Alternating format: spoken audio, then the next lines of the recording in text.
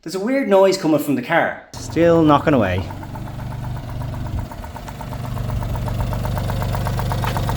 So most of the parts have arrived, so it's time to do the timing belt, water pump, hydraulic lifters, and much more. Keep watching.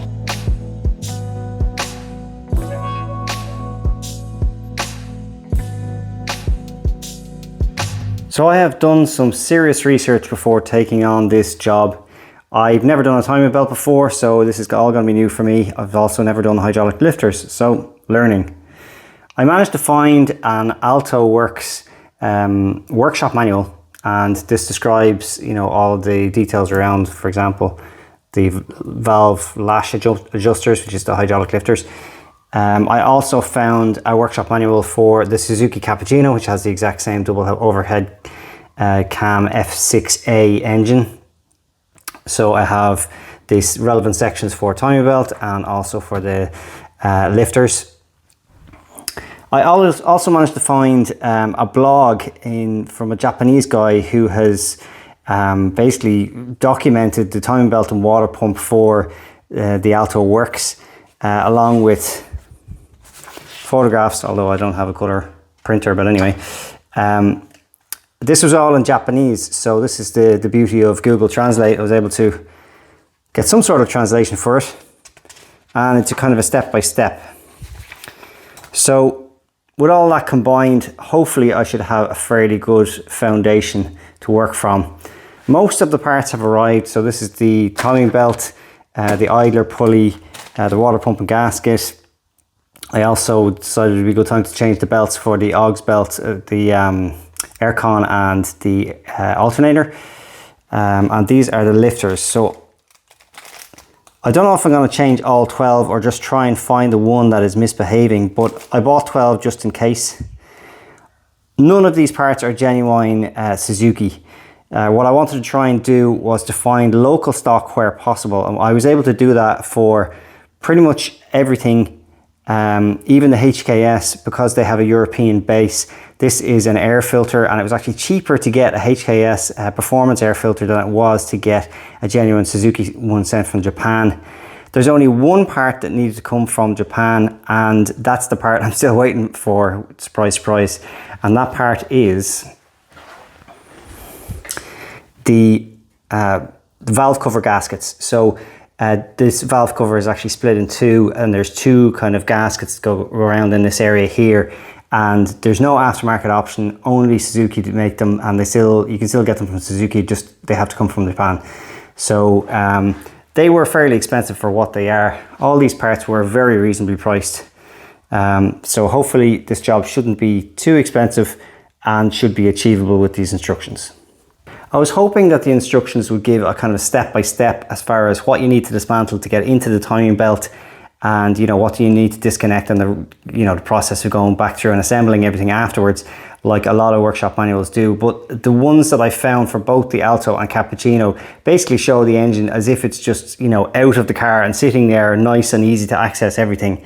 In the Cappuccino, this is probably a much easier job because the engine is longitudinally mounted. It's a rear-wheel drive car. In this, it is transverse, and obviously you're going to be fighting against this kind of space you have. So it's got very much going to be a case of just pulling stuff apart and seeing how much things I can remove to get more access and more space. Air filter here can obviously come out, and that'll give a lot more room to get in here to the side, to the timing belt. But also if I want to be able to get to the lifters, I have to take the whole valve cover off, which will mean removing the intercooler, blow off valve, and all of this piping here. So I guess I'll just start dismantling and see what happens.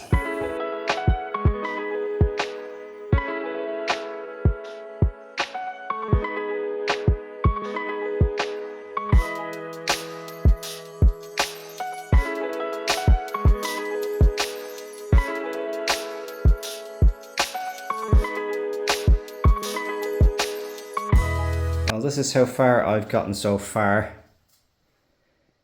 As you can see, I have taken out all the air filter and pipe work there, intercooler on the top. I decided it was better to take the front bumper off. It gets me a little bit more access to the auxiliary belts here and just a bit more space to work. It wasn't that hard to take off the front bumper, so trying to keep all the parts here with all the bolts and everything attached to it, so everything's there ready to go back in. There is a reasonable amount of room here to take off this timing belt cover, which will be the next step, and yeah, just start exploring. So I can definitely recommend getting the front bumper off if you're doing this job.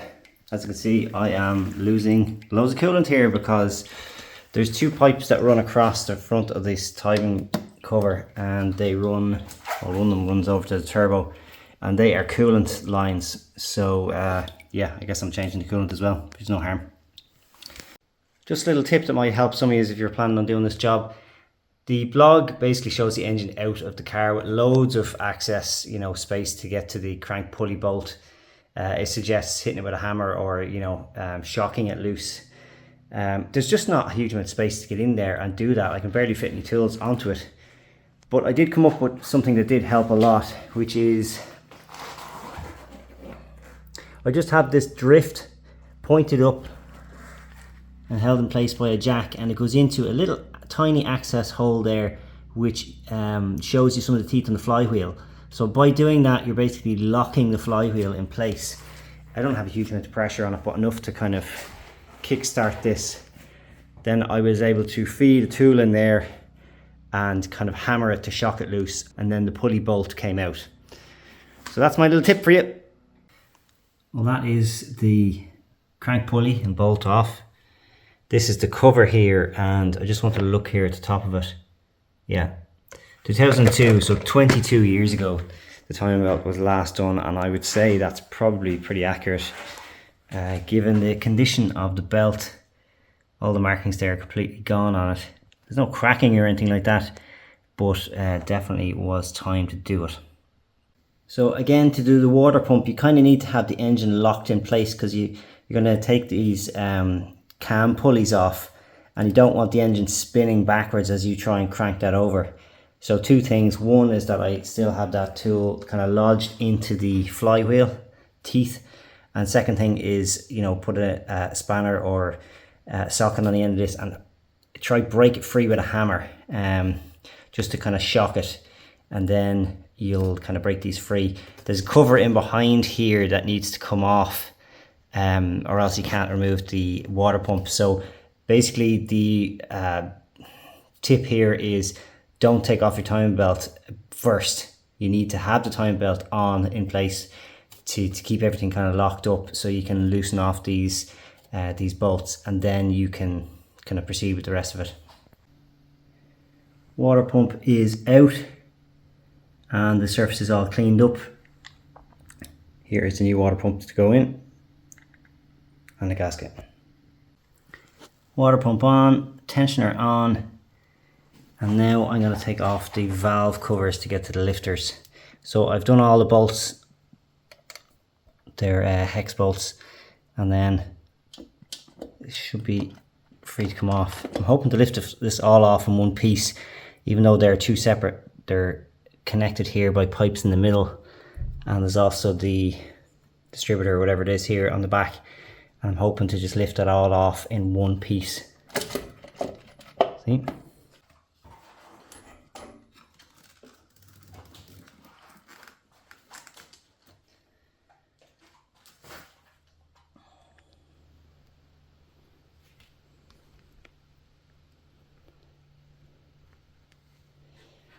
The hydraulic lifters live underneath here.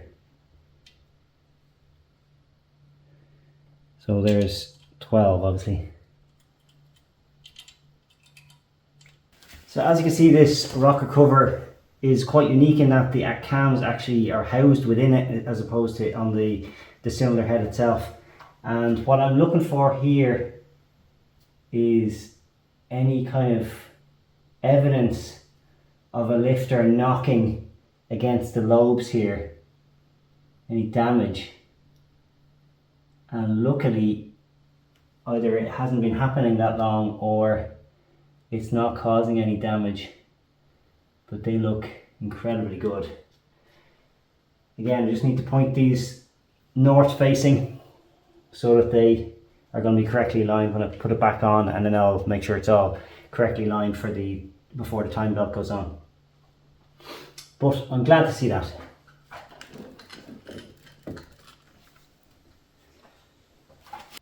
So I actually wasn't sure how to get these rockers off. It doesn't really describe it very well in the workshop manuals, but it looks like they're literally just placed there on top. A little ball that sits on top of the lifters, and then this is placed down over the valve springs. Obviously the cam runs along on this. So the surfaces of all these are pretty good. There's a tiny bit of burnt oil, but no scrapes or knocks. But now I'm curious how these come out. Do they just pull out?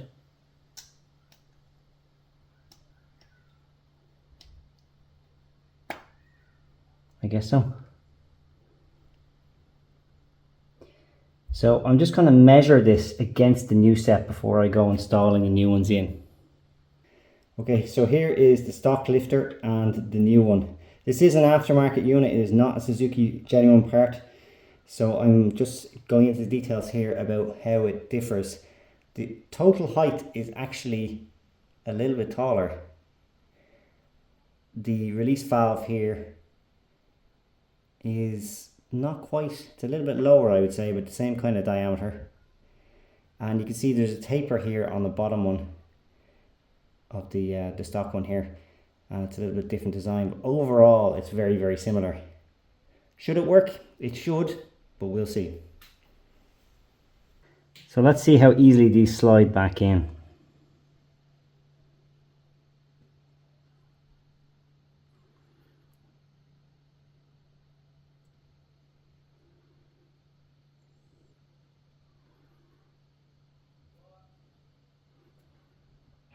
Okay, so even though the bottom of these new lifters is slightly different design, it seems to seat all the way in. There's a little bit of crud around here. It's probably just burnt oil and whatever. So I'll try and clean this up as well as I can as well. And the lifters are now out and replaced with the new ones. I just cleaned all this up and cleaned the mating surface for the new valve cover gaskets that are going to be coming in, but they have not arrived, so I have to sit in my hands and I can't really finish this job or put the timing belt and the aux belts and all that on until that gets here. So patience is required. If you want to support this channel, or you just like Suzuki Altos, why not buy yourself a t-shirt, hoodie or hat? You can find them now at jazdashop.com. Thanks. Well, the valve cover gaskets are finally here after a couple of weeks of waiting. This is how this works, right? Okay, I fitted one of the cam cover gaskets. That's the new one, and this is the old one. I'm guessing last time they did the timing belt, or the last time they had this this valve cover off, they didn't replace the seals and they just used RTV or whatever. And it didn't appear to be leaking, but anyway, definitely better to get new ones.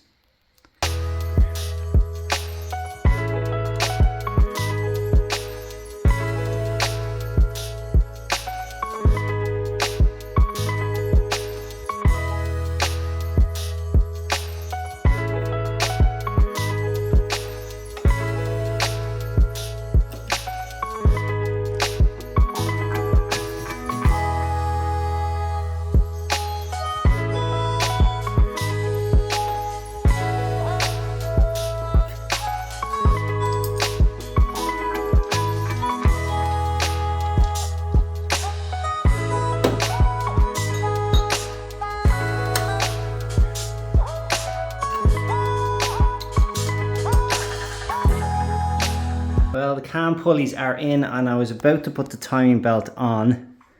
Took it out of the packet here. And there is a problem.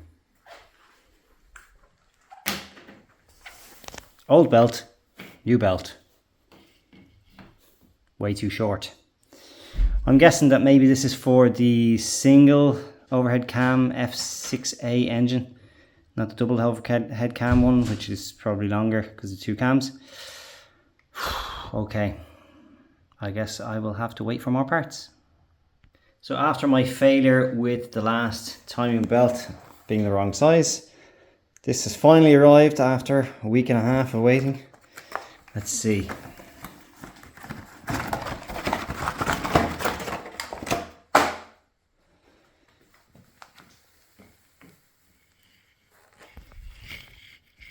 Yep, that looks more like it.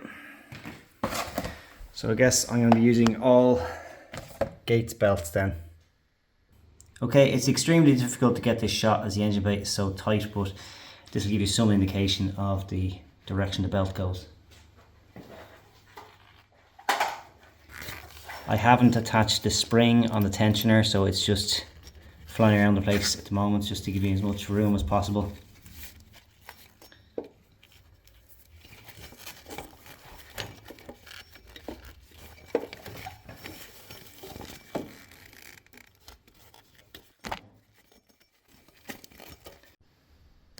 Okay, so the belt is loosely on there now. You can see around the crank on the bottom, around the tensioner, which again I haven't put the spring on yet, around the water pump, over the double overhead cams and back around.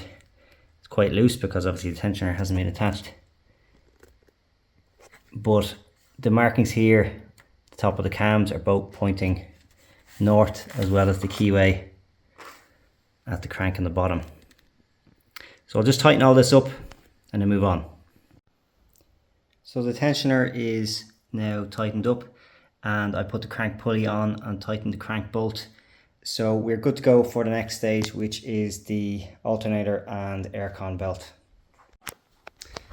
Can you tell I've never done a timing belt before? Guess what I just did. Alternator and aircon belt now on, and I'll just put the cover on, right? Nope. Now I have to take off those two belts and also the crank pulley, because I guess the cover goes on first. What a pain. I'm blaming this on the fact that I've been waiting weeks for parts, and when you're assembling something after you just disassembled it, you can't remember all the steps, but I've forgotten all the stuff here, so it's not my fault. Also, in the workshop manual, it says to go straight from tightening the tensioner bolt to tightening the crank bolt, and doesn't mention the cover at all. So it's totally not my fault. And that's it now with the cover on. Next up is the intercooler, airbox, and all the piping, idle control valve, all that fun stuff.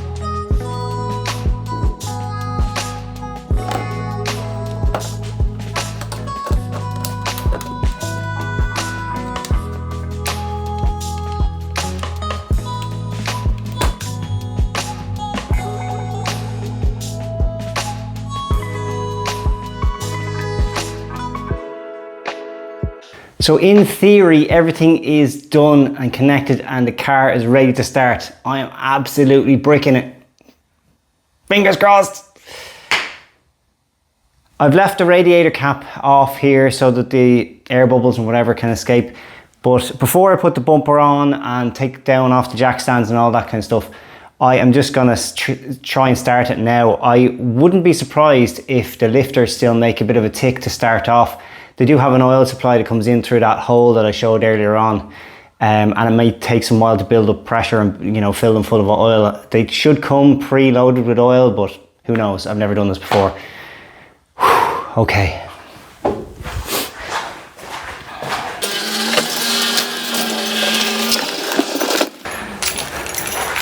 Would help if I actually connected the battery.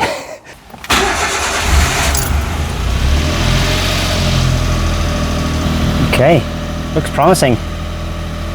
It's idling about maybe 1800 RPM at the moment. Battery's probably pretty low because it's stood for a good few weeks, but wasn't too hesitant to start. Let me show you the attack.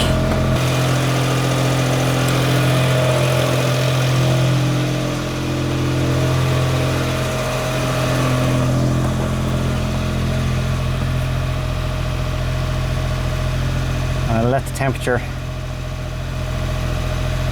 get up here. But right off the bat, the ticking doesn't seem to be as loud.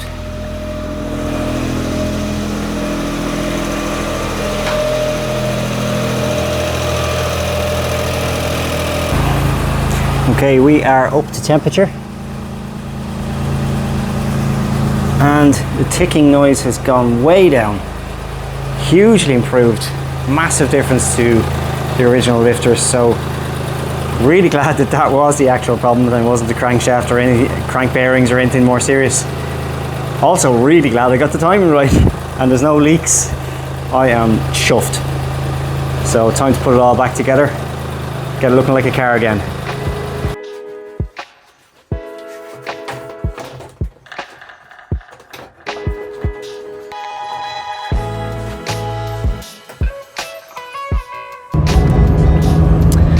Okay, just out on the maiden voyage.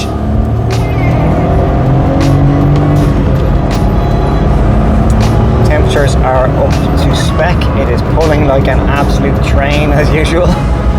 Very happy to see that. What I might do though is see if I can get the RPMs way up, just to make sure that the lifters are not interfering with the lobes or causing any issues with the valve springs or anything like that. Right, 3000 revs. 4, 5, 6, 7, 8. Okay, I think that's enough. That's a third gear pull. This thing is unreal. Very happy with those results. She is purring like a kitten now. So how did my first timing belt experience go? Well, there was a few bumps in the road, like ordering the wrong belt size and things like that. But generally speaking, it was very doable, easy, you might say. A little bit cramped in an engine bay this small, but the workshop manuals did really help, particularly with torque settings and stuff like that when you're assembling everything back again. The lifters was also something I'd never done before. It's a bit awkward to get the valve cover off this particular car, but you know, it was a very simple job in the end. It seems to have done the trick. It's running lovely now. So very happy I did this job. Peace of mind for the next while anyway. For a timing belt won't need to be done, probably in my ownership again. Next up is some cheeky little mods, so look out for my next video. Slán!